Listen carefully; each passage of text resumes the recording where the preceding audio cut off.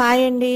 పంబలాయన ముగ్గు వేసే రోజు ఆడవేషం వేసుకుని కథ అయితే చెప్తారంటండి. ఇదిగో ఆయన అయితే ఇట్లా ఆడవేషం వేసుకుని ముసుగు కప్పుకొని ఇట్లా లోనికి వెళ్ళారండి. ముగ్గు వేసిన తర్వాత చుట్టూ పరదాలతో కప్పేసి లోపల వేశారు ముగ్గు. మమ్మల్ని ఎవరిని చూడనివ్వలేదు. మేమైతే ఈవినింగ్ టైంలో ఇట్లా గుడికైతే వెళ్ళాము. ఇదిగోండి ఇంకా పంబలాయన ఇట్లా ఆడవేషం వేసుకుని అయితే ఉన్నారు. ఆ రోజు ఆ, అమ్మవారి కుండ, ఆ కుండలో చద్ది వాళ్ళే కమిటీ వాళ్ళే రెడీ చేసేసి ఉంచారు. మనం తీసుకెళ్తే ఎక్కువ ఎక్కువ తీసుకెళ్తామని చెప్పి వాళ్ళు ఊరికే చేతిలో 2 మెతుకులు వేశారు. అవి కుండలో వేసేసి మనం ఆరోగ్యంగా ఉండాలని, మనం ఏమైనా కోరికలు కోరుకుంటే తలుచుకొని అందులో వేసేయాలని అయితే చెప్పి కొద్ది కొద్దిగా అయితే ఇచ్చారండి. అసలు జనం ఎంత జనమో అండి. అసలు నాకైతే భలే ఆశ్చర్యం వేసింది. మేము అక్కడే ఉన్నాము, వెనక వాళ్ళతో వస్తున్నారు, ముందు వాళ్ళతో వస్తున్నారు, ఊరంతా అయిపోయింది, కానీ మేము అక్కడే ఉన్నాము. అసలు ఇలా ఎలా జరిగిందో నాకైతే భలే ఆశ్చర్యం వేసిందండి.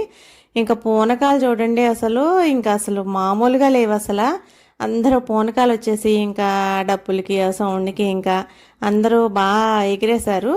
పంబలాయన కూడా మధ్యలో డాన్స్ అది వేశారు, కానీ అసలు మాకు ఏమీ కనిపించలేదండి. వీడియో తీసుకోవడానికి అసలు కుదరలేదు.